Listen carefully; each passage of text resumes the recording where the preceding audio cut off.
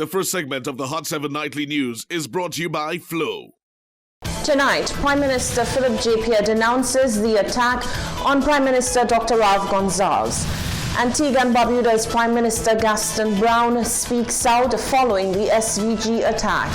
And independent candidates turned ministers defend their names. The details of these stories and more coming up. This is the Hot 7 Nightly News with Lovelace and Amy Joseph.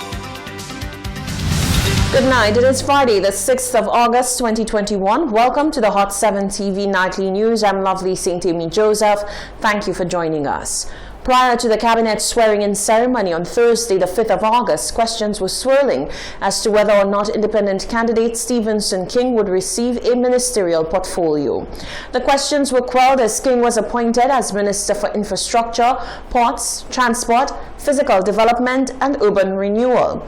King says that his appointment was made on the basis of inclusivity and his goal remains to serve the people. Speculation concerning Stephenson King and an allegiance with the St. Lucia Labour Party have re-emerged following his appointment as Minister for Infrastructure, Ports, Transport, Physical Development and Urban Renewal at the cabinet swearing-in ceremony. King has always vehemently denied those accusations and says that his main concern is and always will be the people. He further states that Prime Minister Philip J. Pierre asserted that his government would be one of inclusivity and his appointment was indicative of that ideal. Mr. Pierre very early indicated that he wants to have a government of inclusion in the interest of national unity, a government that would stem the tribalism that seemed to be getting worse and worse in the country. If you listen to his presentation when he spoke, he did indicate that I'm not part of the Labour Party, I'm not joining the Labour Party, but rather I'm being accommodated as an independent parliamentarian to participate in the overall development of the government and people of St. Lucia. King says his experience with the Infrastructure Ministry will prove to be beneficial and is also of the firm belief that any initiative that will be implemented should be done in the best interest of the people. The intention really is, on this occasion, is to ensure that there's equity in the distribution of the resources and as far as infrastructure, and to understand that we are serving the people of the country, all the people of the country, whereby there shall be no discrimination, and that we will ensure that infrastructure plays its part in overall national development, in commerce, in industry, and the economy itself. Infrastructure certainly is an important pillar in economic activity, and I believe that is the reason why that he has brought me in as an experienced minister, former prime minister, to the ministry. King believes that people should cease from making those false claims. He says that it is time to move on and focus on what is best for the nation. For the Hot 7 Nightly News, I am Karim Nelson. Thank you, Karim. Richard Frederick is now a member of cabinet, assuming the role of minister in the office of the Prime Minister with responsibility for housing and local government. Frederick is denying claims that the assignment of the portfolio was part of a deal brokered ahead of the general election. He says he and the St. Lucia Labour Party share a common goal, and now is the time to work together. Richard Frederick, a name which has been surrounded by controversy since the dawn of his political career, referred to himself during his campaign as an independent Labour candidate. Many interpreted this as being an allegiance with the St. Lucian Labour Party. The rumours did not stop there though, as allegations of deals or trade-offs being made soon followed. Following his appointment as Minister for Housing and Local Government under the Philip J. Pierre administration, questions about deals have resurfaced. Frederick is denying the claim, saying that he has made deals with no one and that he and the SLP simply shared a common goal. I don't know about deal. I mean, if you were to ask me, politics is, there are always deals in politics, but I had no deal with anybody. At the end of the day, this country was in the hands of a man who just did not understand what his role was. People were suffering. Our resources were being handed to foreigners, and I believe that myself and the Labour Party, we shared a similar objective. Frederick insists that the common goal has been achieved and now the people of St. Lucia are the top priority. It was like minds for one common goal, and that common goal has been obtained, and at this time it is time to put differences aside and to unite in the recovery effort of this country. So I'm not sure what the deal was, but certainly it is now time to put our shoulders to the wheels and to execute programs that bring reprieve to the people of this country. Deal or no deal, Richard is now in government and promising to fulfill his objectives. For the Hot 7 Nightly News, I am Karim Nelson.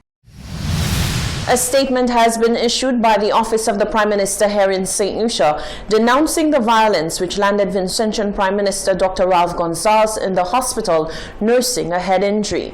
Prime Minister Philip J. Pierre says while the government recognizes the right to peaceful protests, it denounces all acts of violence by anyone. Prime Minister Pierre has sent his private well wishes to Prime Minister Dr. Ralph Gonsalves. Dr. Gonsalves was struck in the head by an object that was thrown in his direction outside Parliament on Thursday. According to a statement issued by the Office of the Vincentian Prime Minister, Dr. Gonsalves was attempting to enter the House of Assembly when approximately 200 demonstrators responding to a call to action from the leader of the opposition picketed the Parliament and blocked the entrance to the building. When the crowd prevented the vehicle carrying the Prime Minister from driving through the gate of the Parliament, he alighted the vehicle and attempted to enter on foot. It was then that he was struck in the head. He was taken to the Milton Cato Memorial Hospital by his security detail. He was kept overnight for observation. Now, Antigua and Barbuda's Prime Minister Gaston Brown is also denouncing the violence that ensued during a protest action in St. Vincent and the Grenadines on Thursday over proposed amendments to its Public Health Act. The amendments seek to remove the word voluntary before the word immunization in the Act and to give the Chief Medical Officer the authority to exempt people from taking the vaccine for medical reasons, as opposed to their personal doctors. Prime Minister Dr. Ralph Gonsalves was walking through a group of hundreds of protesters on Thursday to reach the entrance of Parliament when he was hit by a projectile just above his temple. Blood from Gonsalves' head wound could be seen as it stained his white shirt. Protest action took place Thursday as citizens expressed their emphatic no to proposed amendments to their Public Health Act, stating that it was their choice or not whether they should take the COVID-19 vaccine. Gonsalves was on his way back to Parliament where the bill was being debated when the incident took place. Antigua's Prime Minister has called the incident a tragedy. Sorry to hear that is the case, and we should never introduce any form of violence during any form of protestations. We saw what happened in the case of Haiti, and the last thing we want is for that type of violence to creep into Caribbean politics or to become entrenched for that matter.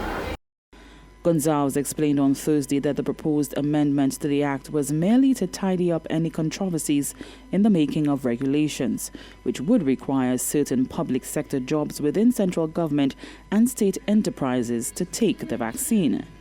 He said there was no intention to make the vaccine mandatory for all Vincentians.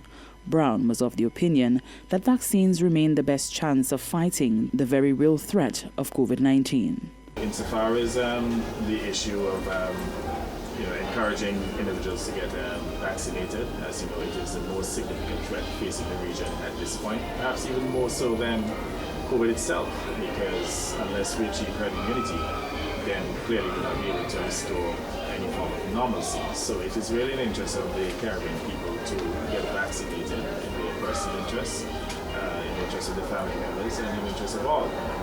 Any delays, further delays will result in significant economic problems, and we will also see additional hospitalizations and possible deaths, and that will be extremely unfortunate, especially considering that the region has been extremely successful in accessing vaccines, procuring vaccines.